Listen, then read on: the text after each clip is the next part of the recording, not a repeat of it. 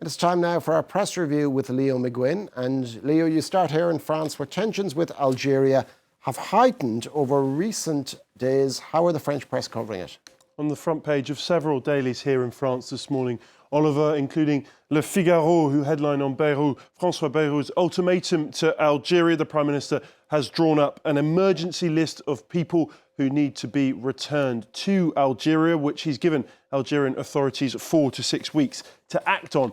If they don't comply, Bayrou has threatened to review a decades-old agreement that makes it easier for Algerians to come and live here in France. Le Figaro continue inside the paper, explaining that this comes after the knife attack in the city of Mulhouse carried out by an Algerian man, prompting Paris to take a tougher line with Algiers. The attacker had been presented to Algerian authorities 14 times without ever being readmitted to the country.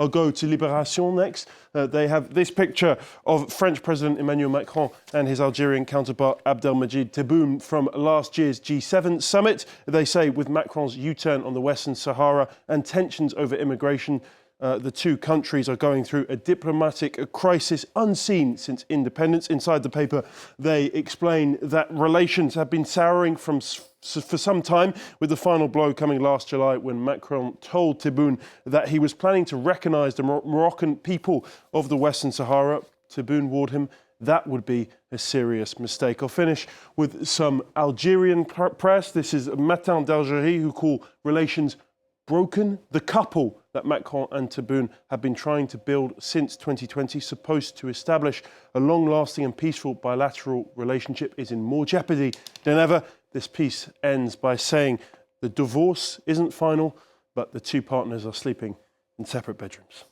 And to the US next, where Washington Post owner Jeff Bezos has caused controversy by announcing a big editorial change.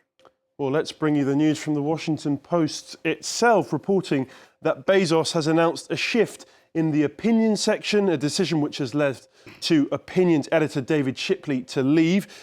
Whether he resigned in protest or was fired is still unknown. Bezos emailed staff on Wednesday to let them know that the newspaper's opinion section would now be focused on personal liberties and free markets and won't publish anything that opposes those ideas. But Bezos has actually published a copy online of the letter that he sent to newspaper staff. He says there was a time when newspapers might have seen it as a service to bring to the reader's doorstep every morning a broad-based opinion section that sought to cover all news.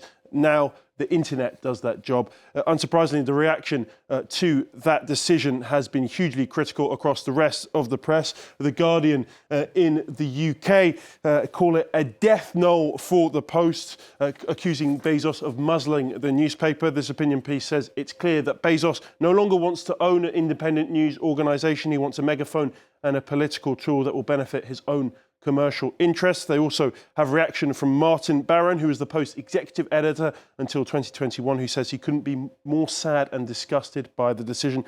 Politico have the headline, Dying in the Darkness, of course, a play on the Post's slogan, Democracy Dies in the Darkness. They say Bezos' decision to revamp the editorial pages around his own views not only threaten independent journalism, but also the Post's business future. This article tells us that Bezos has added a narrative that represents a grave threat to the Post's image, the idea that its owner is messing around with its product in order to curry favour with his new pal, Donald Trump. And we heard last week about the biggest crypto heist in history, a theft which is now being blamed on North Korean hackers. Hackers stole $1.5 billion worth of cryptocurrency last week, and according to the FBI, it was North Korea behind the theft. As you can see in this Guardian article, the FBI has warned that the virtual assets will eventually be turned into currency. North Korea is known to operate a sophisticated cybercrime unit known as the Lazarus Group, with the proceeds thought to be funding the regime's nuclear and ballistic missile program. The crypto was stolen from Bybit, a Dubai-based crypto trading platform, but they're not taking it lying down. They've declared war on Lazarus, offering cash rewards to anyone who spots and prevents them from cashing out. They've set up this website, which I can show you now. It has a live tracker showing those tracking and those who are able to recover that crypto. You can see the total bounty here, 1.4 billion, and the total bounty they're willing to award is 140 million, which is 10% of the recovered funds. So far, they've awarded 4 million of that bounty, so about 40 million has been tracked, only 1.2 billion to go, Oliver. And you finish in the UK, where a nurse has been handed a hefty payout because she wasn't offered a cup of tea.